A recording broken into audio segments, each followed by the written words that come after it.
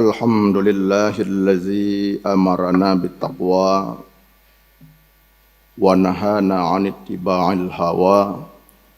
Wassalatu wassalamu ala sayyidina Muhammadinil Mustafa wa ala alihi wa sahbihi zawil ihtida.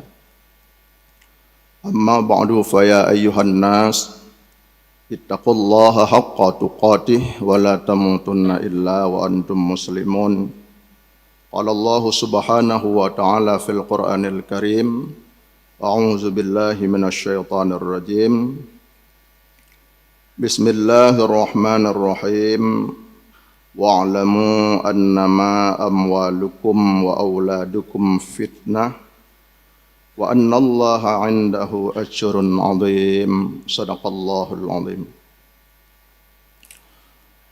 Pertama sekali puji syukur kepada Allah, masih diberi panjang umur, kesehatan, diberi kelapangan, yang mudah-mudahan semua itu dapat kita pergunakan sebagai modal untuk mengumpulkan dua mutiara yang dimana oleh Allah menciptakan kita semua dan disuruh untuk mengumpulkan kedua mutiara tersebut, yang dimaksud adalah ilmu dan ibadah.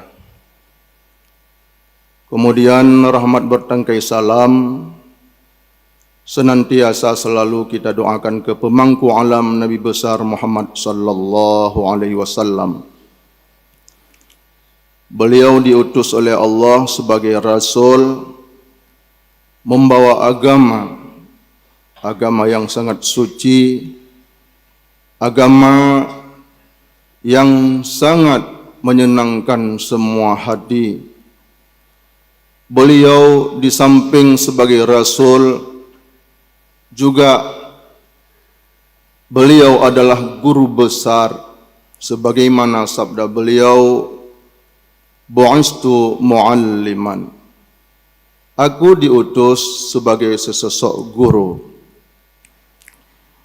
Juga kepada al dan sahabat beliau sekalian, yang mereka itu sangat sukses dalam membantu Rasulullah dalam menegakkan kalimatul ulya la ilaha illallah Muhammadar Rasulullah dengan dalil yang nyata. Mereka itu sukses membawa agama sampai kita pada hari ini dapat beragama dengan agama yang mereka bawa dulu. Ya, mudah-mudahan agama ini mampu kita warisi kepada generasi kita selanjutnya. Karena kalau bukan dengan ilmu, maka agama itu akan lenyap. Kalau tidak ada ilmu, apa yang hendak kita lakukan? Ada hal-hal yang meragukan di dalam agama.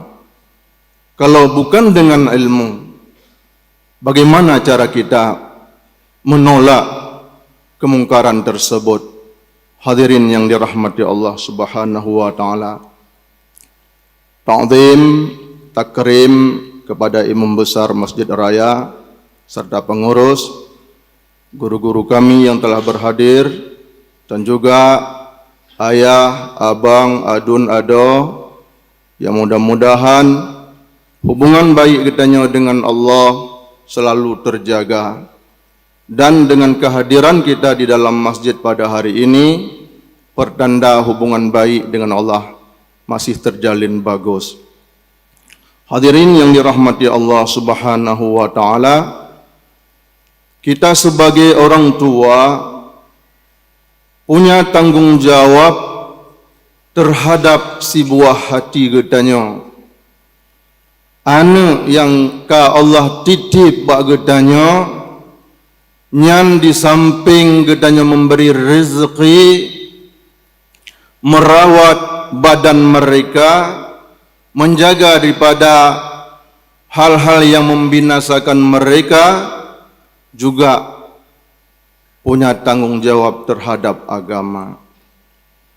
Mulai anak gedanya dilahirkan, tugas yang pertama, gedanya azan, bak punyung, diazan pada telinga, baik laki-laki maupun perempuan sama, diazan pada telinga kanan dan diiqamah pada telinga kiri.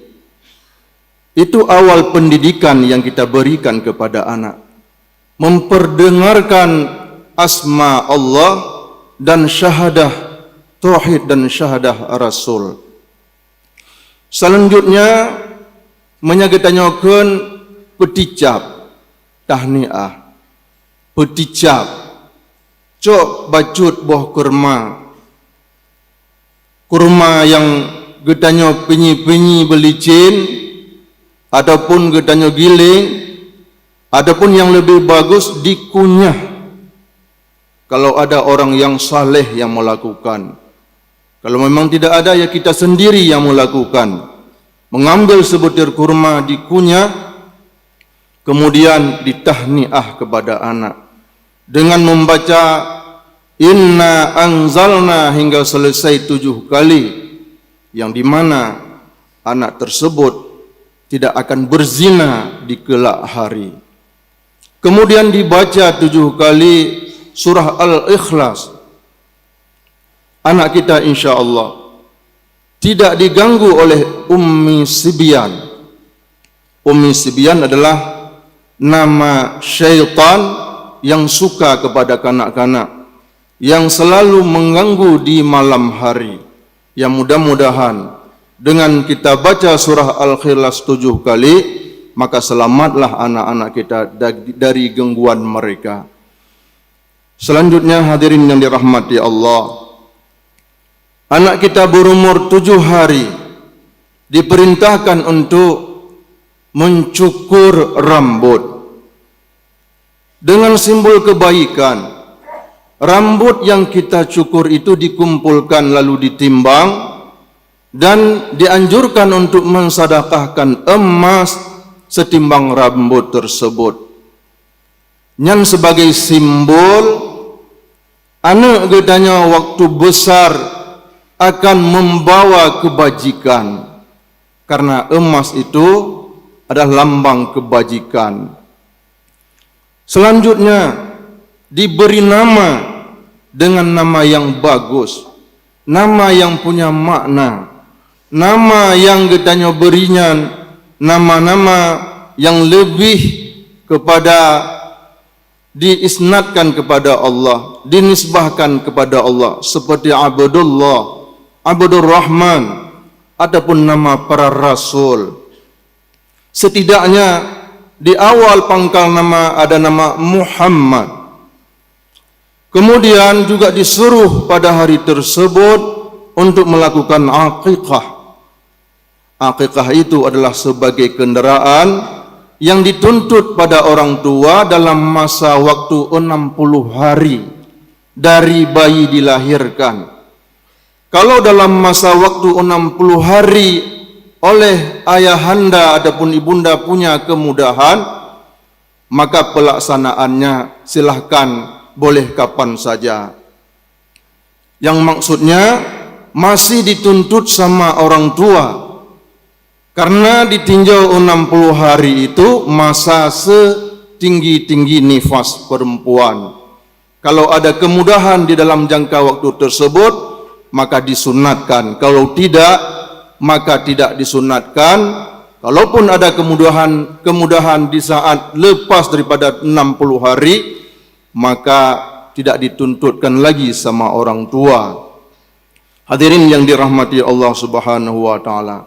Selanjutnya diperintahkan untuk khitan, menyatakan pesunat, sebagaimana Rasulullah sallallahu alaihi wasallam mengkhitankan Hasan dan Husain dalam usia 7 hari dari hari kelahiran. Hadis riwayat Hakim, hadis riwayat Baihaqi dan Hakim, dan oleh Hakim menyatakan hadis itu sahih isnad. Maka oleh sebab demikian, hadirin yang dirahmati Allah, kalau anak-anak kita sudah kita khatan, lalu kita salat, mereka naik di atas punggung kita, tidak mengapa, tidak membatalkan salat. Tapi ingat, jangan kita terjebak dengan yang ada di media. Orang sedang salat, anak-anak kadang-kadang naik di atas punggung orang tuanya. Sementara adat katanya orang Aceh, tak sunat anak tamat SD, kadang na yang tamat SMP,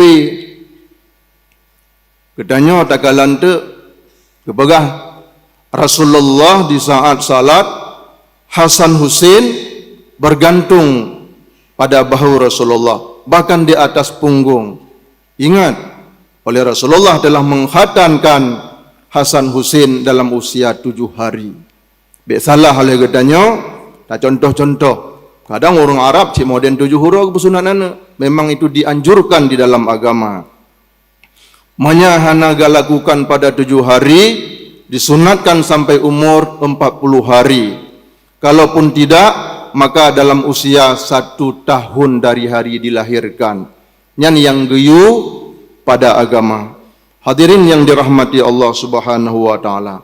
Kemudian di saat usia mereka 7 tahun telah membiza kata miet, telah dapat membedakan dengan tanda-tanda mereka sudah mandi sendiri, makan sendiri, cebok sendiri dan lain sebagainya, dan pertanda mereka telah dapat membedakan. Kamu beza mengatanya ukun. Nyan di saat nyan oleh katanya orang tua, sebagai orang tua harus ada basa-basi kepada si buah hati kita untuk melaksanakan ibadah salat. Sebagaimana sabda Rasulullah dalam sebuah hadis, muru auladakum bisalah li sab'i sinin. Perintahlah anak-anakmu untuk melakukan salat di usia mereka 7 tahun. Wadribuhum 'alaiha iza balaghu 10 sinin. Dan cambuklah mereka untuk melakukan salat di saat usia mereka 10 tahun. Hadirin yang dirahmati Allah, belakangan ini sudah hampir semua orang tua tidak melakukan lagi hal seperti demikian. Maka ketahuilah itu adalah dosa. Karena Rasulullah dengan jelas dalam sabda beliau, muru, perintahlah anak-anakmu di usia mereka 7 tahun. Di usia mereka 10 tahun mereka masih bandel, maka pukuli dengan pukulan yang ringan. Hadirin yang dirahmati Allah Subhanahu wa taala, bukan cuman perintah salat, juga sesuatu yang berkaitan dengan salat, dan juga bukan cuman memerintahkan, tapi juga memberi ilmu. Karena memberi ilmu dan adab kepada si buah hati kita semua itu adalah kewajiban orang tua. Kewajiban orang tua, bukan kewajiban terhadap orang lain. Kewajiban orang tua. Lalu kalau memang orang tua sibuk ataupun memang tidak juga bisa tentang ilmu agama, maka panggillah ustaz, guru untuk memberi ilmu dan adab kepada anak-anak kita. Kalaupun itu tidak mampu, maka antarilah mereka ke tempat pengajian-pengajian yang insya-Allah guru-guru kita masih dalam tulus ikhlas.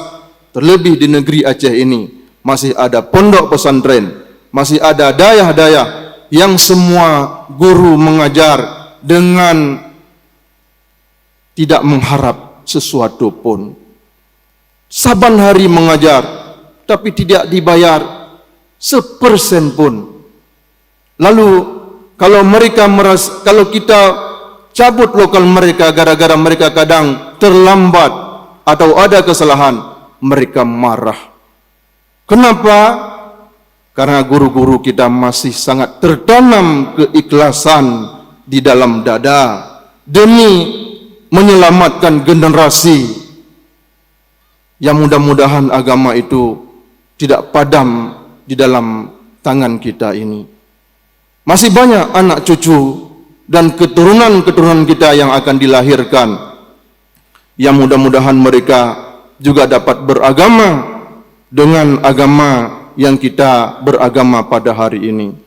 Karena sebagaimana para leluhur kita, mereka sangat cemas terhadap masalah agama. Selalu mereka berkata, ya bunayya, ma ta'budu min ba'di, apa yang kalian sembah sesudahku nanti. Tapi belakangan ini sudah terbalik. Ya bunayya, ma ta'kulu min ba'di, hai anak-anakku, apa yang kalian makan nanti sesudah aku nanti. Sesudah aku mati, apa yang akan kalian makan?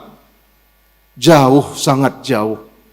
Orang-orang awai cemas ke agama, cemas tak. Selalu diwanti-wanti kepada anaknya, pekasemah singoh wadihana lelon. Gedanya ragu ke masalah rezeki yang telah dijamin oleh Allah. Tatanya mbak anak gedanya, peka baju singoh wadihana lelon. Seolah-olah rezekinya cik dalam tangan gedanya.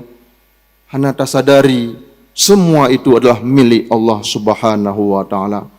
Hadirin yang berbahagia, perlu nasihat itu bukan di masa-masa tertentu. Nasihatnya perlu sabi-sabi. Baik pegah gedanya lain kali kujak bet jamun. Saya sudah pernah mondok. Sekarang kalianlah merasa gedanya kasih dengan ilmu yang gedanya miliki. Tidak. Nasihat itu dibutuhkan setiap masa.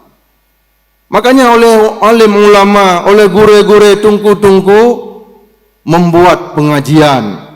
Tidak bosan-bosan mereka, walaupun tanpa gaji 1% pun.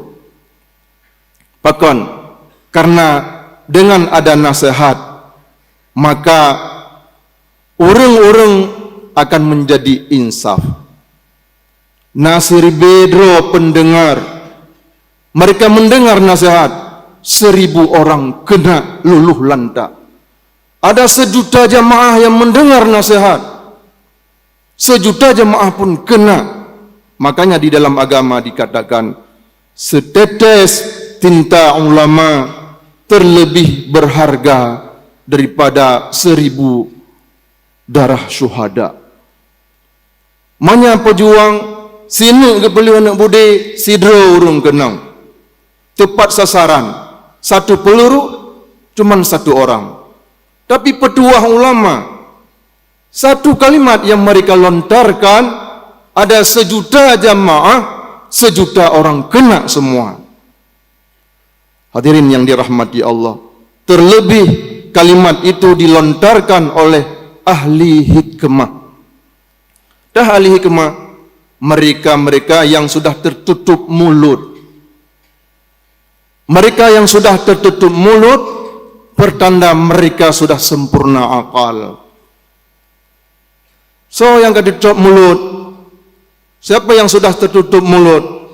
Orang-orang yang tidak lagi keluar daripada mulutnya kecuali zikir, pengajian, nasihat, itu saja. Nyan geken kati cop baba. Makanya waktu gemarit narit sikre ili urungnya, kakak padum pelutun mentang tingat katanya. Dan tegeditan langgar, kena musibah katanya. Bahkan karena mereka berbicara dengan nur dari Allah Subhanahu wa ta'ala. Kati cop babah, sudah tertutup mulut, dalam arti tidak membicarakan hal-hal duniawi kecuali kepentingan untuk bersama. Mereka diganti dengan kalimat zikir, baca Al-Quran, nasihat dan pengajian-pengajian. Makanya tegedina petuah-petuah dari mereka jangan disepelekan. Pasti katanya kena musibah. Hadirin yang dirahmati Allah Subhanahu wa taala, berhubung momen waktu kelahiran Rasulullah 12 Rabiul Awal, mungkin tinggal 11 hari lagi. Uronyo 1 Rabiul Awal. Jadi ingat, Rasulullah diutuskan bukan cuma seorang rasul, juga beliau adalah guru besar membawa agama. Bu'istu mu'alliman. Aku diutus adalah sebagai sesosok guru. Makanya berit semangat. Gedanya untuk mempelajari ilmu agama supaya gedanya si kurang-kurang ji bertermasuklah orang yang memberi ilmu kepada si buah hati gedanya sekurang-kurangnya. Karena ingat, oleh Rasulullah berpesan dalam sebuah hadis, nebagah ba'di Isra' Mi'raj Rasulullah, nebagah li Rasulullah, kasiru ahlin nar fuqara. Kebanyakan ahli neraka itu adalah orang fakir. Gemetar para sahabat, karena para sahabat sangat miskin, sangat fakir. Minal mal ya Rasulullah, fakir dari harta ya Rasulullah. La, bukan, kata Rasulullah. Minal ilmi, mereka fakir dari ilmu. Mereka bodoh. Kebanyakan mereka masuk neraka adalah karena bodoh. Ingat sekali lagi, Rasulullah diutus mu'alliman, sebagai guru. Maka dengan tanpa sadar, kita semua adalah sebagai murid. Gedanya sebagai muta'allim, sebagai orang bud, walaupun dengan wasitah guru-guru, sampai bertalian kepada sahabat dan bertalian kepada Rasulullah sallallahu alaihi wasallam. Mudah-mudahan sekadar apa yang disampaikan bermanfaat, terutama bagi pribadi khatib sendiri dan juga kepada para jamaah. Amin ya rabbal alamin. Alhamdulillahillazi amarana bittaqwa wa nahana 'an ittiba'il hawa. Wassalatu wassalamu ala sayyidina Muhammadinil Mustafa wa ala alihi wa sahbihi zawil ihtida. Amma ba'du, faya ayyuhan nas, ittaqullaha haqqa tuqatih wa la tamutunna illa wa antum muslimun. Bismillahirrahmanirrahim.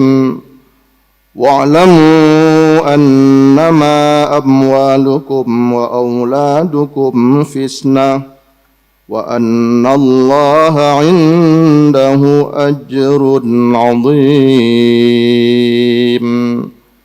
Barakallahu li wa lakum bil Qur'anil 'azim wa nafa'ani wa iyyakum bima fihi minal ayati wa zikril hakim wa taqabbala minni wa minhu tilawatahu innahu huwal ghafurur rahim.